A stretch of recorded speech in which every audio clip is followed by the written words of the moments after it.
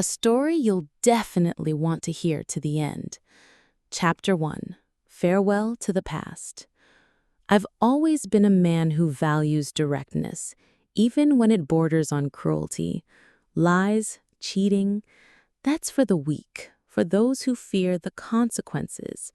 I, on the other hand, have always faced my consequences with my head held high. And when I decided to leave my wife, I didn't do it like a thief slinking away in the dead of night, but like a conqueror claiming his prize. My prize was freedom and a new life full of passion with Angela. With Catherine, my now almost ex-wife, I had lived for 15 years. 15 years that had turned into a gray, dreary desert. I once loved her, or so I thought. She was a quiet, modest girl with large eyes that, it seemed to me then, held a universe of wisdom.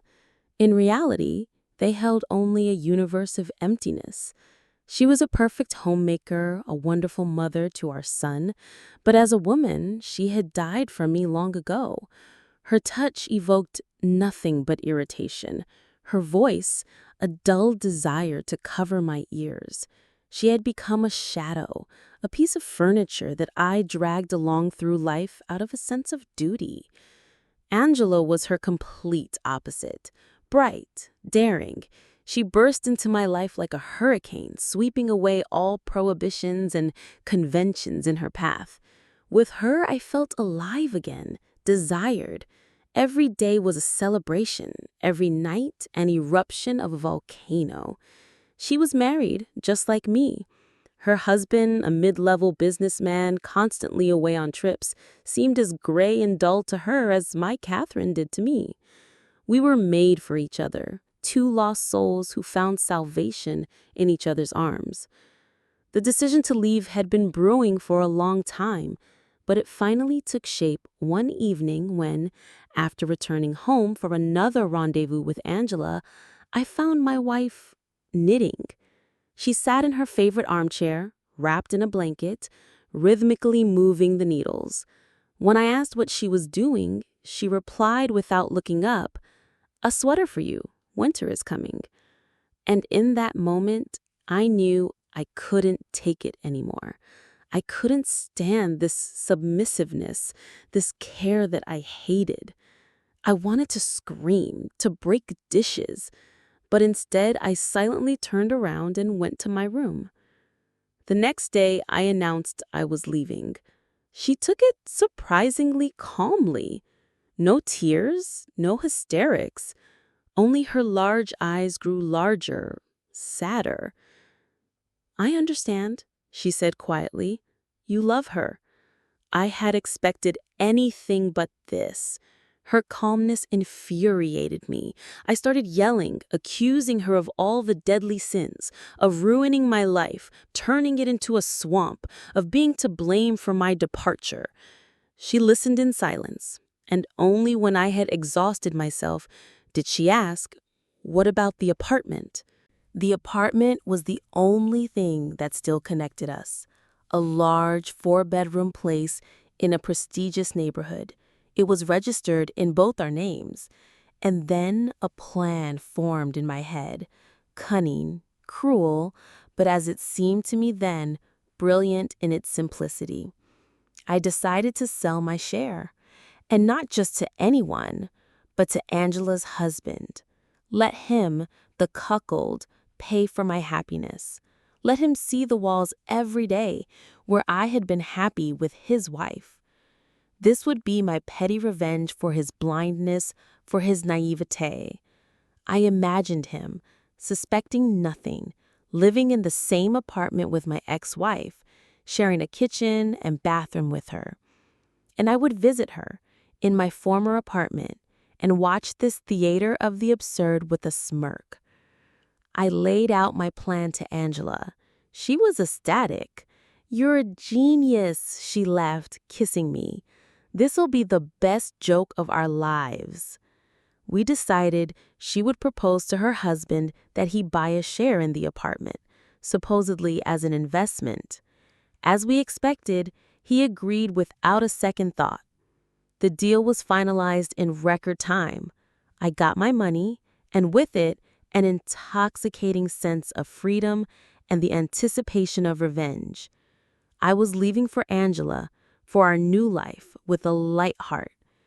Goodbye, Catherine. Goodbye, my gray past. Hello, happiness. Chapter 2. The Victor's Triumph. The days following my departure were filled with euphoria. Angela and I rented a chic apartment downtown, furnished it to our taste, and reveled in each other's company. I felt as if a tremendous weight had been lifted from my shoulders. Every breath was full of freedom, every glance at Angela full of passion. We barely left the bed, drank expensive champagne, and made plans for the future. I was on top of the world, and it seemed nothing could mar my happiness. The sale of my share in the apartment went off without a hitch. Angela's husband, a complete idiot named Ethan, didn't even bother to check who owns the other half. He was too engrossed in his business projects to delve into such trifles. Angela played her part brilliantly, convincing him it was a profitable investment, and he, like a lamb to the slaughter, followed her lead. A handsome sum landed in my bank account, a pleasant bonus to my newfound happiness. Mentally, I was already savoring the moment of my triumph.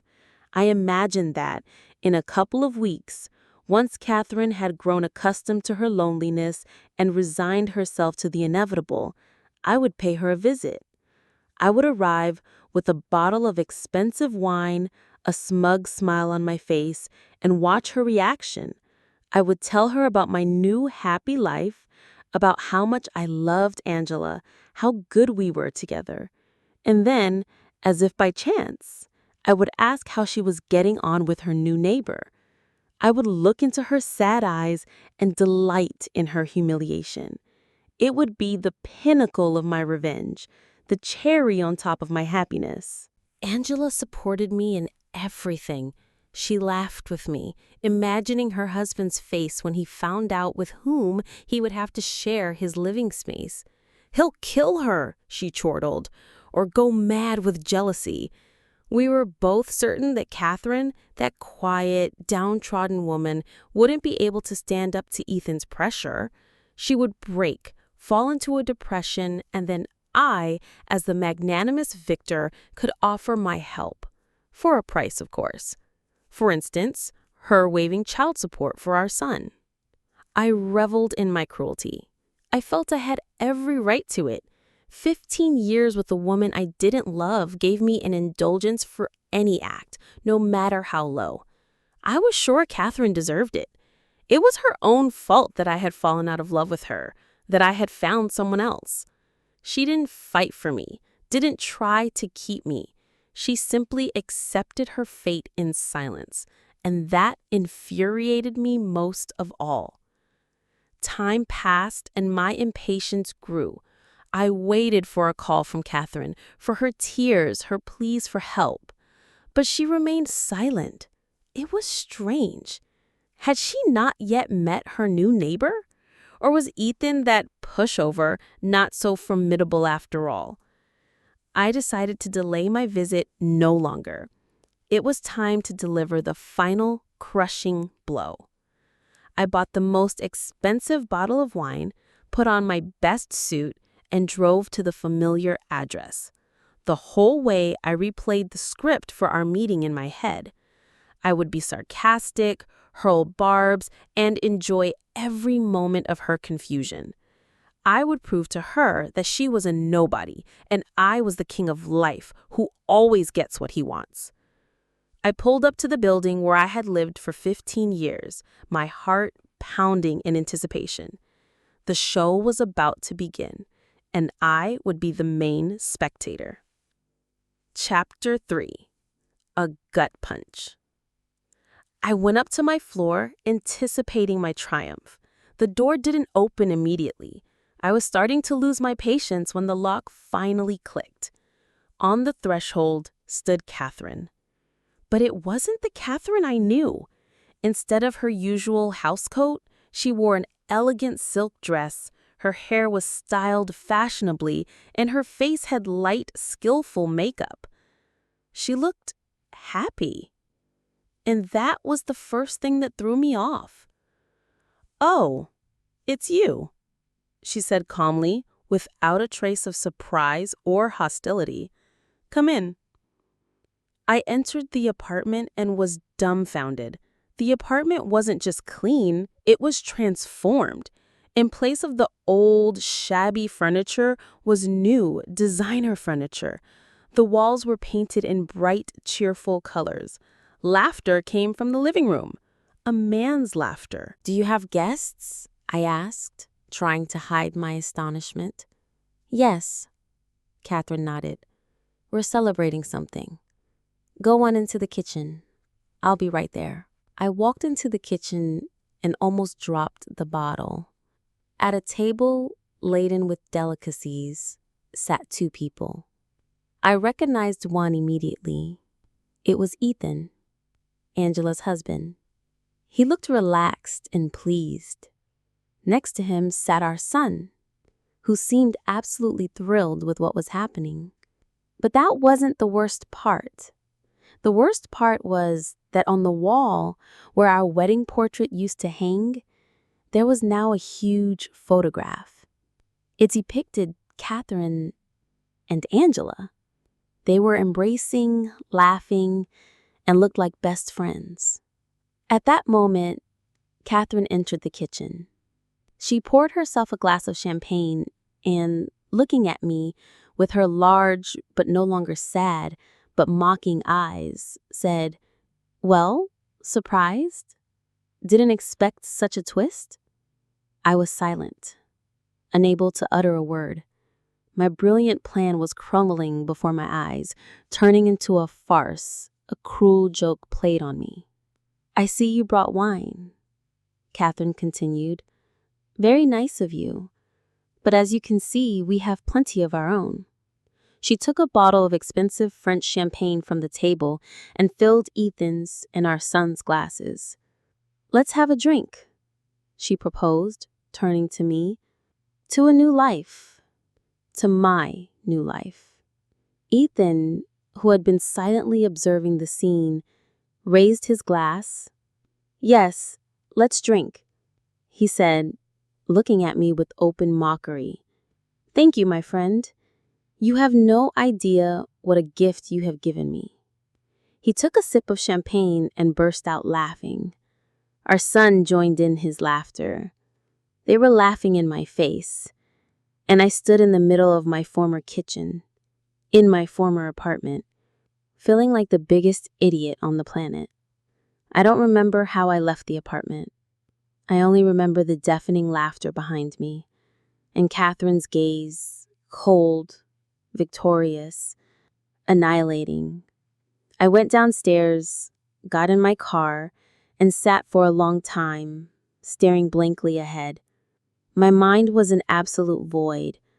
I felt no anger, no resentment, only a cold, sticky emptiness. I had been outplayed, cruelly, cynically, masterfully, and it was done by those I had considered weaklings, pawns in my game. My revenge had backfired. My triumph had become my shame. I was crushed, destroyed, ground into dust. And this was only the beginning. Chapter 4. The Epiphany. I drove through the night city, not paying attention to the road. Only one thought hammered in my head. How? How did they manage to do it? My brain, accustomed to controlling everything, to calculating everything in advance, refused to believe what was happening. The scene I had witnessed in my former apartment didn't fit into any framework. The quiet, downtrodden Catherine celebrating something with my mistress's cuckolded husband and their happy, laughing faces, it was something out of science fiction, a bad dream from which I desperately wanted to wake up. I arrived at Angela's hoping to find answers, support, solace, but another blow awaited me. She met me at the door, already dressed, with a suitcase in her hand. "I'm leaving," she said coldly, not looking me in the eye. "I'm going back to my husband." I was stunned. "To your husband? To Ethan? But he knows everything." "Yes, he knows," she nodded.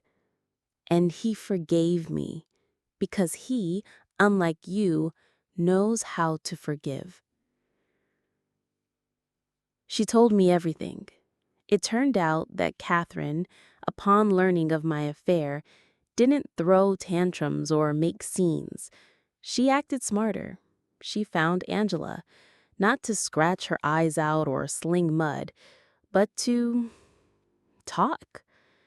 Two women, deceived by the same man, found common ground. They realized that their enemy was not each other, but me, and they decided to team up. The plan they devised was devilishly clever. It was their idea to sell my share to Ethan, but not to humiliate Catherine, but to bring Angela back to her family.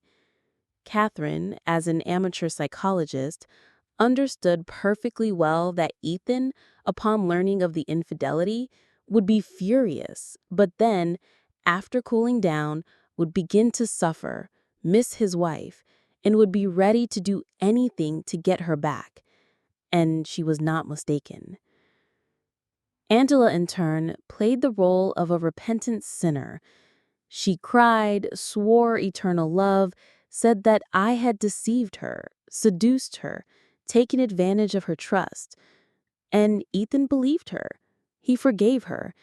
And as a bonus, he got half of my apartment, which I, like a complete fool, had sold to him for a pittance.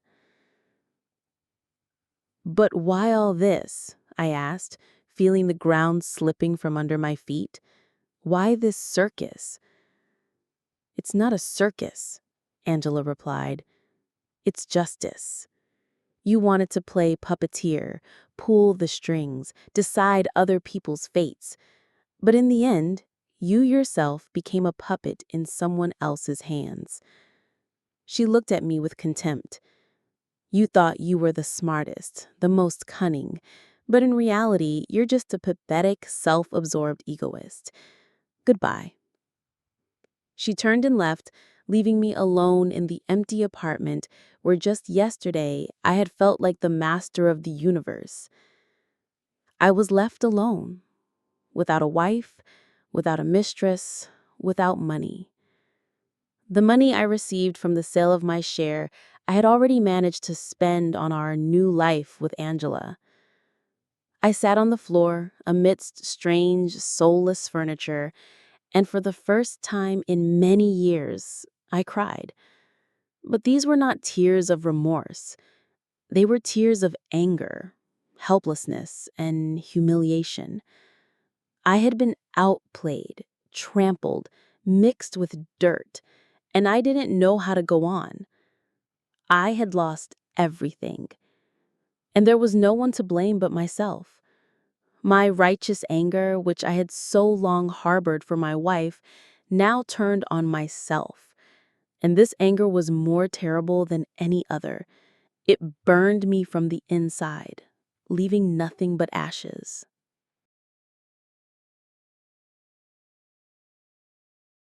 Chapter 5. The Final Chord. A week passed. A week I spent in a haze, alone with a bottle of whiskey and my thoughts. I replayed the events of the last few months in my head, trying to find some logic, some justification for my failure. But it was all in vain. I was broken, destroyed, and it seemed there was no way out of this pit. On one of those days, my son called me. His voice was cold and distant. "Dad," he said, "Mom asked me to tell you to come over. There's something to discuss." I didn't want to go, didn't want to see her victorious face again, but something made me agree. Perhaps it was a last desperate attempt to understand something, to change something. I was standing on the doorstep of my former apartment again. This time, the door was opened not by Catherine, but by Ethan. He was in house clothes, with a towel over his shoulder. Apparently, he had just showered. He let me into the apartment without a word. In the living room, Catherine was waiting for me. She sat in an armchair in the same elegant dress and looked at me calmly. "I'm glad you came," she said. "I wanted to set the record straight." She told me what I already knew about her and Angela's alliance, about their plan. But then she added one detail that turned my entire perception of her upside down. It turned out that all these years, while I considered her a gray mouse, a Drawden housewife, she had been living her own secret life. She was writing books, detective novels published under a pseudonym that were wildly popular. She was a successful, wealthy woman who simply didn't want to advertise her activities. She didn't want me to know about her success because she was afraid I would start to control her, meddle in her affairs, spend her money. She knew me too well. She loved me, she said. And for the first time in a long while, I heard a note of her former warmth in her voice. "But you killed that love, with your egoism, your indifference, your cruelty. I endured it for a long time, hoping you would change, but you didn't. You only got worse. And when you came to me with that brilliant plan of yours, I realized it was time to act." The money Ethan paid for my share of the apartment was her money. She had simply lent it to him, knowing he would pay it back with interest. She had calculated everything, thought everything through. Every step, every word. She wrote a script in which I was cast as the main villain, who ultimately ends up a laughingstock. "And you know what the funniest part is?" she asked, and a mischievous twinkle appeared in her eyes. "I wrote a book about it. About you and me. About your affair, your revenge, your downfall. It's coming out soon. I think it will be a bestseller." She laughed. And in that laughter was everything. Pity for me, the righteous anger she had hidden for a long time, and the triumph of a victor. I looked at her and didn't recognize her. This wasn't my Kate, not the quiet, submissive woman I had left. This was a completely different woman. Strong, smart, self-confident. A woman I had failed to see in 15 years of marriage. A woman I had lost forever. I left the apartment without saying goodbye. I walked down the street, my legs numb. I was empty. But in that emptiness, something new was being born. A bitter but sobering understanding. I had lost. But maybe I needed this loss. Maybe it was the only way to make me look at myself from the outside, to see all my pettiness, all my foolishness. I didn't know what lay ahead, but I knew for sure that my old life was over. And in this new life, I would have to learn to live all over again, without lies, without self-deception, without a false sense of superiority. Just live. And maybe someday I could forgive myself and her. The woman who taught me the cruelest, but also the most important lesson of my life. Stories are born from emotions. If this story stirred any feelings in you, please share your thoughts. Every comment is a spark of inspiration for new stories of struggle, strength, and hope that never fades, even in the harshest reality. If you enjoyed this story, subscribe to the channel, and you'll hear even more captivating tales.